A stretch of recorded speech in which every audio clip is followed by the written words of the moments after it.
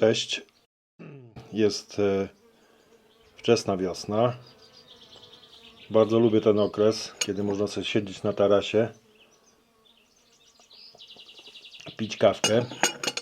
Słyszymy już żaby, tam z tyłu widzicie nasz staw. Ale dzisiaj chciałbym porozmawiać na temat doboru pomp i strat ciśnienia w rurach. To jest bardzo ważny element, dlatego że jak już wcześniej na pewno widzieliście, pokazujemy, że aby dobrze funkcjonowały filtry w stawach kąpielowych, czy w ogóle w zbiornikach, które mają naturalną filtrację, czy będą to filtry hydrobotaniczne, czy mineralno-roślinne, czy tak zwane szybkie, potrzebują dostać odpowiednią ilość wody, żeby ta filtracja była optymalnie wydajna. I tak przykładowo filtr hydrobotaniczny, jego przepływ przez niego wody to jest 5 m3 na metr kwadratowy złoża na dobę. Czyli mamy taki parametr. I teraz musimy tak dobrać pompę, aby te parametry zostały spełnione. Oczywiście pompy są różne. My używamy pomp firmy Messner i będę się posługiwał kartami katalogowymi i krzywymi strat właśnie tych pomp.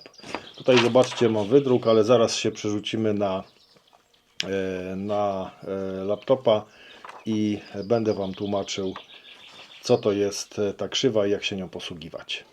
Ok, a więc zobaczcie, tutaj mamy taką kartę katalogową i mamy krzywą, która pokazuje nam wydajności pomp, i to jest bardzo ważny parametr, dlatego że na podstawie takich krzywych widzimy, która pompa, tutaj one są oznaczone 1, 2, 3, 4, 5, pompa o wydajności 3, 6, 9, 12, 15 tysięcy, i widzimy, że przy odpowiednim wydatku, czyli wydajności takiej pompy, która jest oznaczona jako Q litrów na godzinę, uzyskujemy odpowiednie ciśnienie. Tutaj zobaczcie, mamy podnoszenie, czyli ciśnienie.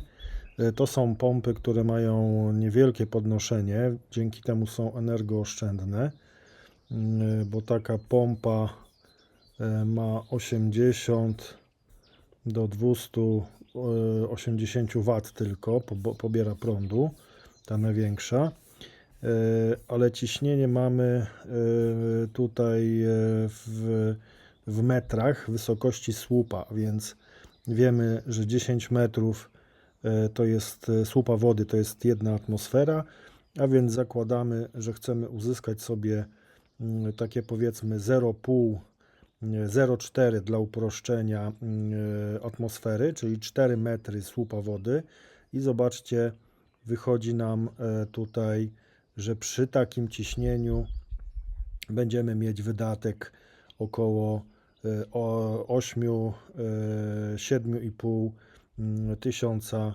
litrów na godzinę.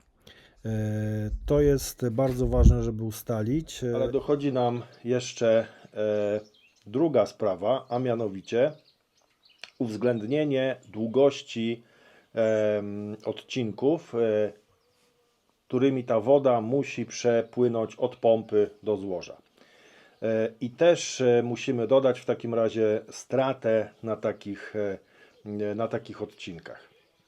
I teraz bardzo ważna rzecz, dlatego że mamy tabelę do tego, żeby obliczać straty, można to liczyć. Wiadomo, strata ciśnienia związana jest z starciem wody w czasie przepływu w rurach, i w związku z tym istotne jest dobranie odpowiedniej średnicy rury, jak i również odpowiedniej rury tak naprawdę. Dlaczego? Dlatego, że mamy coś takiego jak dwa rodzaje przepływu. Mamy przepływ laminarny, czyli równy, i takie przepływy uzyskujemy w rurach typu, na przykład tutaj mamy rurę PCV, która w środku jest gładka. Nie ma żadnych zawirowań. To mogą być, ja tutaj mam całą graciarnię, to mogą być również rury takie do wody i tutaj system złączek.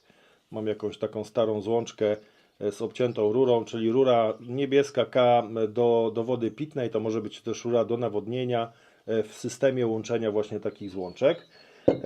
My używamy rur PVC albo sztywnych w komorach. Zobaczcie, one są całkowicie gładkie. Używamy również rur giętkich PVC. Udało się. Zobaczcie, oto też są rury klejone, ale w środku są gładkie. W związku z tym te straty przepływu na tych rurach są minimalne. Bardzo dużym błędem i zaskoczeniem dla projektantów jest to, że użyją rury, która ma ten turbulentny przepływ i wtedy wzrasta nam wielokrotnie strata. Czym to skutkuje? Tym, że woda, która się dostaje na filtr, nie osiąga parametrów, które są istotne.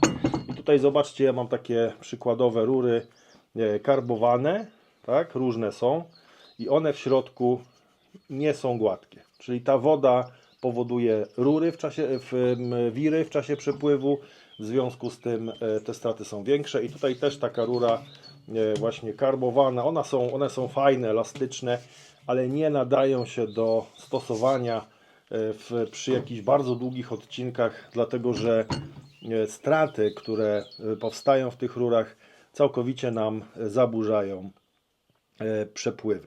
Pamiętajcie o tym, należy liczyć straty, należy wybierać odpowiednie rury po to, abyśmy mogli przewidzieć, obliczyć. Bardzo dużo producentów podaje takie straty właśnie związane z starciem w samej rurze.